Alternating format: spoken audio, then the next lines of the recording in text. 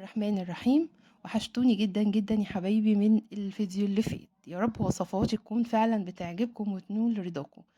النهارده انا هعمل معاكم كيكه الكراميل. بصي، كيكه جميله جدا، شكلها بصراحه غني عن طعمها، يعني شكلها مبين طعمها ايه. جميله جدا، تحفه جدا، هشه، لذيذه. حاجه كده جديده هتفاجئ بيها اولادك، هتفاجئ بيها اخواتك. بصي يعني ايا كان اللي هتعملها لهم هيتفاجئوا بيها، وبصراحه هيحبوها جدا جدا. جميلة وهشة وبسيطة جدا، ومكوناتها تقريبا موجودة في بيوتنا يعني.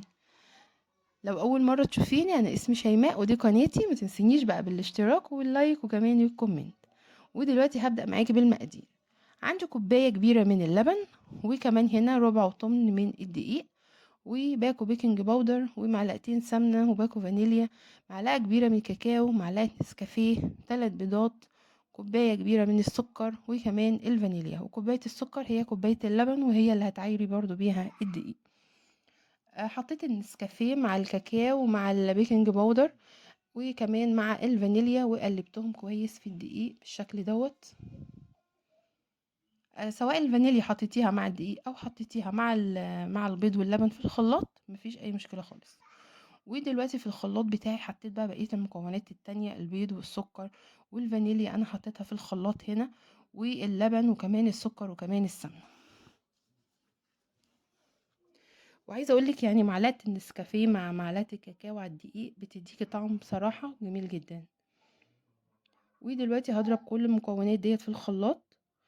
وبعد كده بقى ايه، بجيب طبق كده كبير وبحط فيه الخليط بعد ما ضربته بقى بالشكل ده. وضروري جدا طبعا ما يكونش فيه اي تكتلات.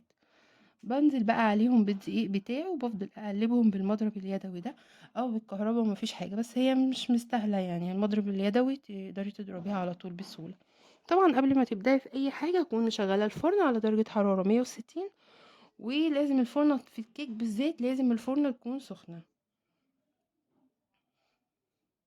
ودلوقتي اهوت بعد ما ضربت الخليط كله، بصي بقى لونه جميل ما شاء الله.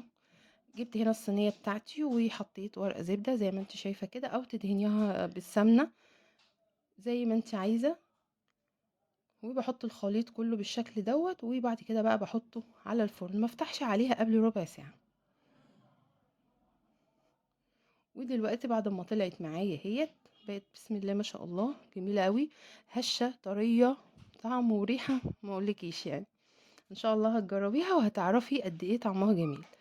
الطبقه بقى الاخيره اللي انا بحطها طبقه الكراميل، انا كل اللي عايزاه هنا كوبايه من اللبن، معلقه نشا، ده زبيب لو انتي محتاجاه وعايزاه مفيش مشكله، ومعلقه كبيره من الزبده، وكوب من السوداني، وكوبايه من السكر، وكمان ما ننساش ايه، الشوكولاته البيضاء.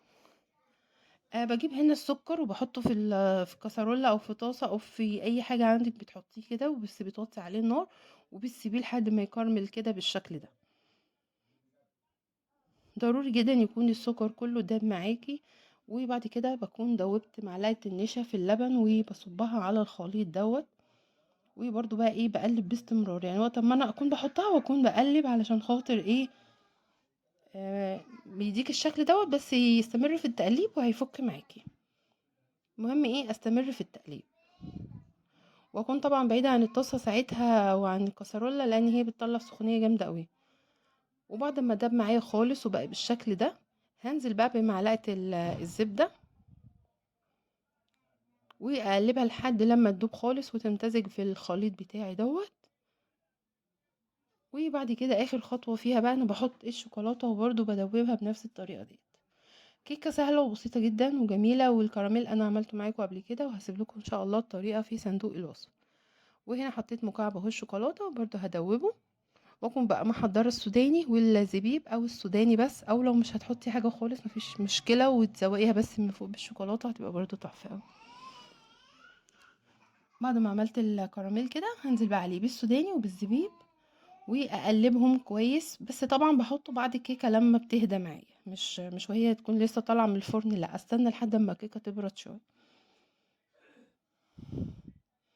وصفه سهله طعمها حلو شكلها جميل بصراحه يعني، ان شاء الله جربيها وهتدعيلي.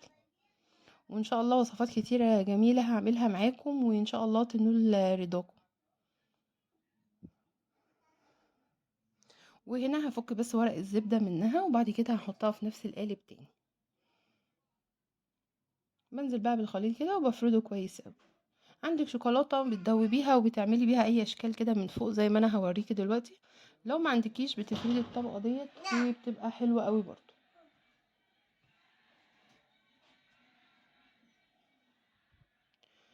وبادوب أهو شوكولاتة، دي شوكولاتة بلاك، وعندي شوكولاتة برضه بيضا باحطها برضه بنفس الطريقة ديّة، حاجة تديكِ شكل جمالي وطعم تحفة أوي وشكل جميل جدًا، وبألف هنا وشفا.